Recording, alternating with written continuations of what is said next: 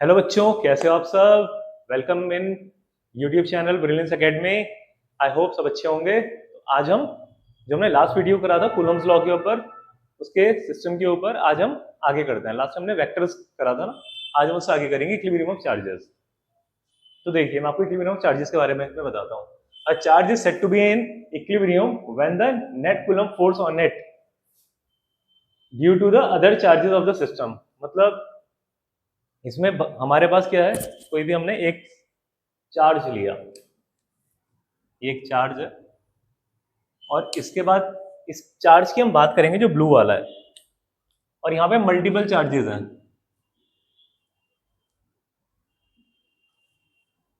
कोई इसको पुश कर रहा होगा, कोई इसको पुल कर रहा होगा, कोई पुल कर रहा है, कोई पुश कर रहा है, कोई इसको इधर पुश कर रहा है। इधर ये मल्टीपल फोर्सेस लग रही हैं इसके ऊपर, कोई पुश कर रहा है, कोई पुल कर रहा है। लेकिन ये इक्विलिब्रियम में कब होगा? जब ये अपनी जगह पे स्टेशनरी रहेगा। यही तो इक्विलिब्रियम है जो हमने क्लास 11th में भी पढ़ा है। वही तो यहाँ पर भी यही है। A charge is said to be in equilibrium when the net coulomb force, ये जितने भी फोर्सेस हैं इन सबको जो सम होगा वो जीरो आएगा। इन सबका सम जीरो आ जाएगा और वो अपनी जगह पे ही स्टैग्नेंट रहेगा, बिल्कुल स्टेशनरी रहेगा। यहाँ पे देखिए, if the force F1, F3, F1, F2 and F3 is acting on a charge due to other charges, then for equilibrium Q we must have sum of the forces should be zero। यही है इसमें। अब इसका भी example करते हैं हम। देखिए, when Q1 and Q2 are the two charges, तो हमने ये दो चार्जेस रखे हैं, एक ये लो, एक ये ले लेते हैं, ये दो चार्जेस हैं और ऑफ सेम साइन। ठीक है, ये दोनों सेम साइन है। ये भी प्लस क्यू ले लो आप, ये भी प्लस क्यू ले लो, प्लस लिखने की जरूरत तो है नहीं हमें। Q1 एंड Q2 हमने दो चार्जेस ले लिए, और जो इनके बीच का जो डिस्टेंस है इसको हम A मार्क कर लेते हैं। तो ये क्या है, इन दोनों के बीच का डिस्टेंस आ गया A, एंड ये दो चार्जेस हो गए जो कि सेम साइन के हैं। अब जो Q0 है we must be placed in between. अब उसको बीच में ही क्यों रखोगे ये समझना है। अगर आप अज्यूम करो ये आपका, ये भी पॉजिटिव है, ये भी पॉजिटिव है, अगर ये भी पॉजिटिव हुआ और आपने इसको यहाँ पे इंट्रोड्यूस करा बीच में, अब इसके पास लाए उसके पास लाए, that is a different thing. वो इनके मैग्नीट्यूड पे डिपेंड करेगा, ये कितना बड़ा है, ये कितना छोटा है। ये बड़ा होगा तो ये इसके पास रहेगा। अब ऐसा क्यों होगा समझो। तो ये भी पॉजिटिव है, ये भी पॉजिटिव, ये भी पॉजिटिव है, तो ये इस पे इसको इधर पुश करेगा, ये इसको इधर पुश करेगा।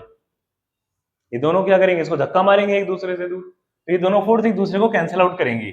लेकिन अगर ये बड़ा है तो ये इसको ज्यादा फोर्स लगाएगा, तो ये इस तरफ शिफ्ट हो जाएगा। जैसे जैसे पास आएगा तो इसकी फोर्स बढ़ने लगेगी, क्योंकि आपको याद होगा जो फोर्स थी वो इनवर्सली प्रोपोर्शनल थी डिस्टेंस के स्क्वायर के। तो जैसे जैसे ये पास आने लगेगा तो क्या होगा, फोर्स इसकी बढ़ने लगेगी और ज्यादा। लेकिन अब क्या होगा, अब हमने कहा ये पॉजिटिव नहीं है, माइनस है, तो ये इसको की बार अट्रैक्ट करेगा और ये भी इसको अट्रैक्ट करेगा।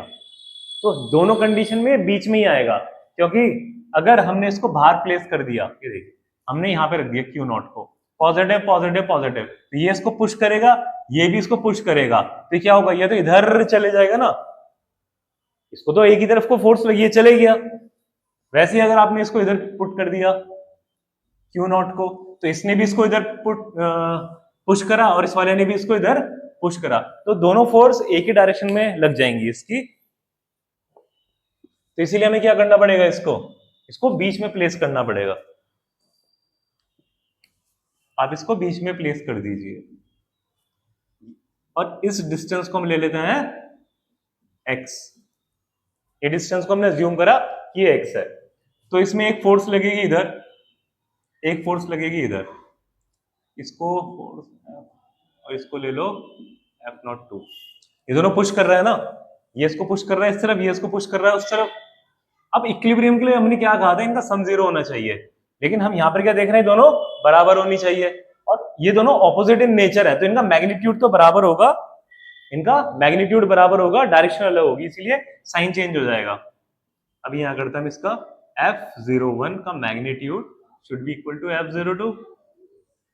F02 बोल लो या F02 बोल लो, दैट बात वही है।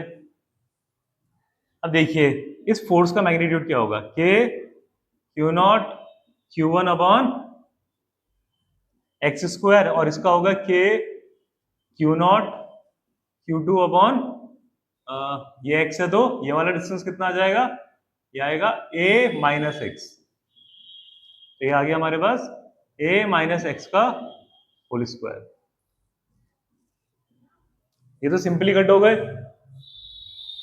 आगे क्या बचा हमारे पास, ये आया हमारे पास Q1 Q2 a minus x का होल स्क्वायर और x का होल स्क्वायर। अब आप क्या क्या करो ना, इसमें रूट बोथ साइड कर दो, दोनों तरफ इसका रूट कर दो। तो रूट करते ही क्या आ जाएगा हमारे पास, root Q1 upon x equal to root Q2 upon a minus एक्स। Cross multiplication, root Q1 a minus root Q1 x equal to x root Q2 root Q2। यहां तक तो आई होप कोई प्रॉब्लम होगी नहीं। अब हम क्या करेंगे, सिंपल x वाले पार्ट को एक तरफ ले आते हैं।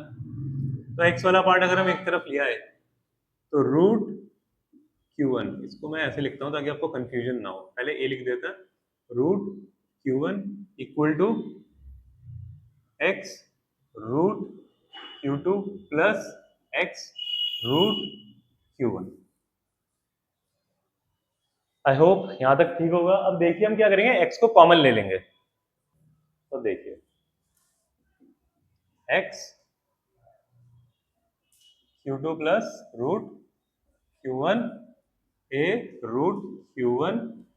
अब हमें x की तो वैल्यू चाहिए, x को आप वही रहने दो, a रूट Q1। कुछ गड़बड़ तो नहीं है, चलिए सही है, root Q2 plus root Q1 x a Q2 upon root Q1 plus root Q1 upon root Q1। ये कट हो गया, आंसर आएगा x a root Q2 upon Q1 plus 1।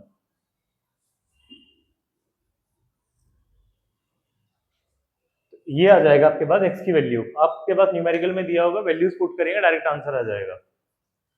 ये तो हो गया हमारे पास जब हमारे पास ये वाली कंडीशन है, दोनों चार्जेस सेम है। ठीक है, यहां तक आप नोट कर लीजिए, फिर आगे चलते हैं।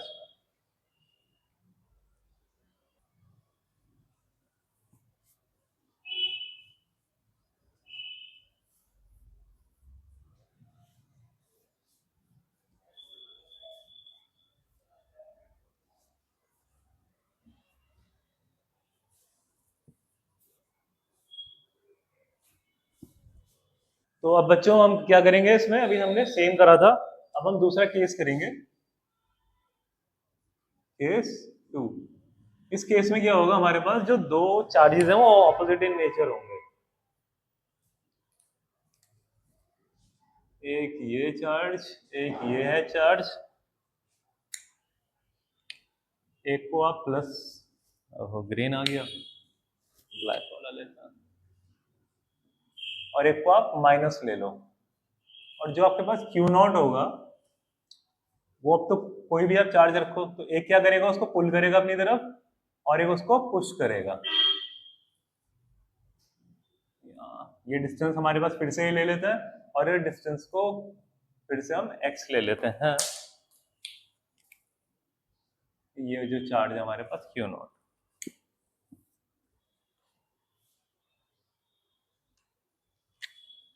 तो ये पॉजिटिव है, ये भी पॉजिटिव है, इसको पुश करेगा तो हमारे पास F01, और ये उसको पुल करेगा F02। ये दो फोर्सेस, ये दोनों फोर्सेस जब बराबर होंगी तो अपनी जगह पे स्टेशनरी रहेगा। फिर से हम वही करेंगे, इन दोनों फोर्सेस को इक्वेट कर लेंगे।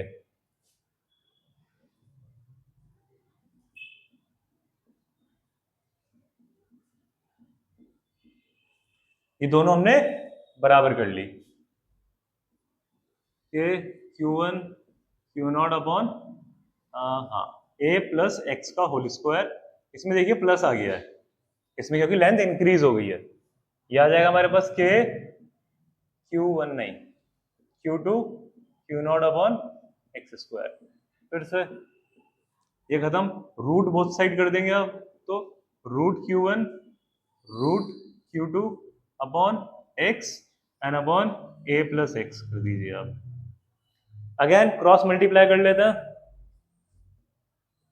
x root Q1 and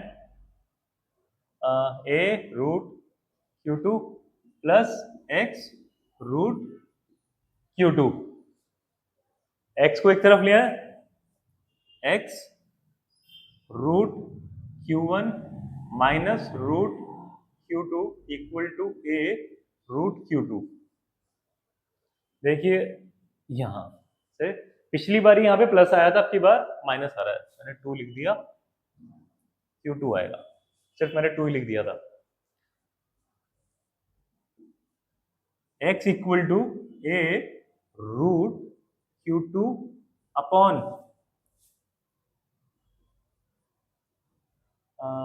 root Q1 minus root Q2। अब वैसे ही ये वाला जो Q2 है ये डिनोमिनेटर में आ जाएगा इस नीचे वाले के। इतनी तो मैथ्स आती होगी, भले ही आपके पास बायो है या फिर मैथ्स है, क्योंकि ये क्लास 7th 8th की मैथ्स है। Q1 अपॉन रूट Q2 और minus root Q2 upon Q2, ये कट जाएगा, आंसर आया हमारे पास x equal to a upon root Q1 Q2 minus 1, ये आ जाएगा। ये आप नोट कर लीजिए केस 2 भी, जब हमारे पास साइन ऑपोजिट होंगे इन चार्जेस के। अब भले इसका प्लस हो इस वाले का या माइनस हो, केस ऐसे ही चलेगा, क्योंकि अगर ये माइनस भी होगा तो ये रिपेल करेगा और ये उसको ट्रैक करेगा, सेम रहेगा केस, कोई डिफरेंस नहीं आएगा, फॉर्मूला हमारे ऐसे ही चलेगा, आप नोट कर लीजिए इसे।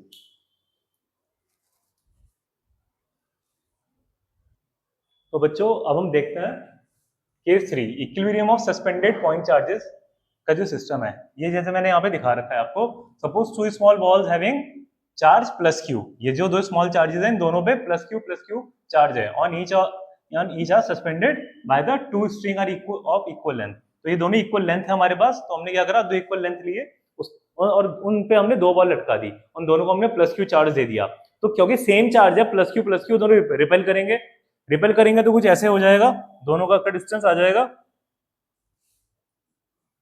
अपार्ट हो जाएंगे ना एक दूसरे से। तो फिर हुआ क्या इस केस में, ये दोनों के बीच में जो डिस्टेंस आया, फिर से हमने एक्स को अज्यूम कर लिया कि एक्स है। तो देखिए जो नीचे लगेगा वो क्या होगा, इसका weight, that is m into g, इसका भी नीचे लगेगा m into g, weight is a force, और इस में क्या डेवलप होगा, टेंशन T, वायर में टेंशन हो जाएगा, स्ट्रिंग में टेंशन T आ जाएगा। ये दोनों एक दूसरे को रिपेल कर रहे हैं, तो इस पे क्या लगेगी, इस तरफ इलेक्ट्रोस्टैटिक फोर्स, या फिर हम कह सकते हैं कूलम फोर्स, ये दोनों रिपेल कर रहे हैं, ये नीचे लग रही है। ये अगर मैं ये जो सेंटर लाइन है, जो परपेंडिकुलर लाइन है इसके, अगर मैं यहां पर भी एक ऐसे लाइन अज्यूम कर लूं, तो ये वाली और ये तीनों पैरेलल होंगी, ये पैरेलल है तो ये ऑल्टरनेट एंगल होंगे, ये थीटा, तो ये भी थीटा, और ये टी एंगल, ये हमारी टेंशन है, फोर्स, तो इसका यहाँ पे है, तो इसके लिए ये बेस हो गया, तो ये क्या लगेगा, टी कॉस थीटा, और ये वाला हो गया हमारे पास टी साइन थीटा। इस तरफ भी ऐसी होगा, यहां पे लगेगा हमारे पास टी साइन थीटा और ऊपर टी कॉस थीटा, ऐसा आएगा। तो अगर आप इस पे ध्यान से देखो तो वेट इज इक्वल टू हमारे पास आ गया ये टी कॉस थीटा, तो हमारे पास क्या आया, टी कॉस, यहां से लेते हैं, पहले साइन थीटा लिख लेते हैं, तो टी साइन थीटा, ये देखिए टी साइन थीटा किसके बराबर है, एफ ई के, और t cos थीटा किसके बराबर है, mg के। अगर आप इन दोनों इक्वेशन को डिवाइड कर दो तो देखिए क्या होगा। इक्वेशन नंबर 1 और 2 मार्क कर लेते हैं इसको। Divide equation 1 by 2। देखिए ये आ गया हमारे पास t साइन थीटा और t cos theta is equal to f e upon m g. ये कट हो गया, sine theta upon cos theta क्या होता है, टेन थीटा। तो आ गया आपके पास tan theta is equal to f e upon m g. यहां तक कोई दिक्कत नहीं।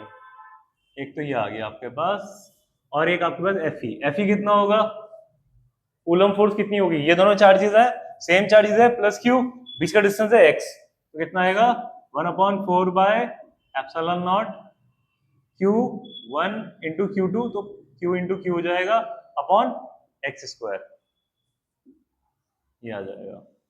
अच्छा एक बात और, जब थीटा बहुत स्मॉल होता है, जब थीटा बहुत स्मॉल होता है तो आप नोटिस करना उसमें क्या होगा। पहले तो ये बताओ मुझे थीटा क्या होता है, थीटा क्या होता है, ये थीटा एक एंगुलर डिस्प्लेसमेंट है। अगर आपने 11th वाला याद होगा तो हमारे पास है क्या है, एक एंगल आ गया थीटा, इसकी वैल्यू क्या होती है, इसकी होती है लेंथ ऑफ आर्क, आर्क की जो भी लेंथ होगी अपॉन रेडियस, और इसकी यूनिट क्या होती थी, रेडियन, और ये डायमेंशन लेस यूनिट होती थी, याद होगा आपको अगर पढ़ा है तो। ये होता है हमारे पास थीटा। अब ये थीटा ये रहा। अब नोटिस करो अगर ये थीटा बहुत छोटा होगा तो ये लेंथ बहुत छोटी हो जाएगी, तो परपेंडिकुलर कितना हो जाएगा, लगभग बिल्कुल ही छोटा, ना के बराबर। तो उस केस में आपका जो ये हाइपोटेन्यूज है वो भी यहीं पर आएगा। यहां पर देखो आप अलग से, ये वाला मिटा लेता हूं मैं पार्ट, इसका तो इतना कुछ काम है नहीं, खत्म ही हो गया।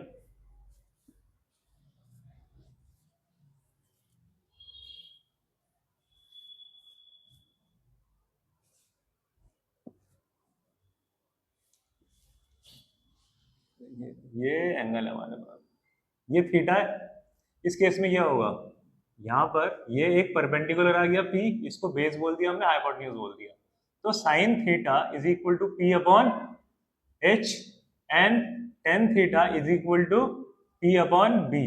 लेकिन अगर मैं इसको नीचे लेकर आ जाऊं तो उस केस में क्या होगा, देखो आप, मैं बिल्कुल यहां लेकर आ गया, ये थीटा बहुत ही स्मॉल, बहुत छोटा बना दिया मैंने, तो इस केस में क्या होगा, जो परपेंडिकुलर है वो तो बहुत ही छोटा हो गया, और बेस और देखा जाए तो हाइपोटेन्यूज लगभग लगभग बराबर आ गए। तो यहां पर देखो आप, ये दोनों लगभग बराबर नहीं हो जाएंगे, P की वैल्यू तो सेम ही रहेगी, H और B लगभग बराबर हो गए। तो जब थीटा बहुत छोटा होता है, when theta is very small,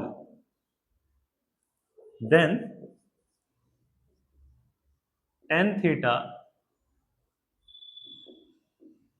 sine theta and ये बराबर होते हैं थीटा के। क्योंकि अगर आप ये देखो तो ये रेडियस ही तो हो गया ना, और ये लेंथ ऑफ आर्क की तो हो गई ना, तो ये जो एंगल है अपने, जो रेशियोज हैं वो अपने एंगल के बराबर हो जाता है। समझ में आया, ये तो यहां पर आ जाएगा हमारे पास ये, इसको भी आप नोट कर लो, कोई प्रॉब्लम होगी तो कमेंट्स में आप पूछ लीजिएगा। अब इसका नेक्स्ट टॉपिक है हमारे पास इलेक्ट्रिक फील्ड, कूलम्स लॉ यहाँ पे खत्म होता है। इसके मैं पहले आपके पास 2 या 3 क्वेश्चन करा देता हूँ आपको कूलम्स लॉ के, ठीक है, ये नोट कर लीजिए।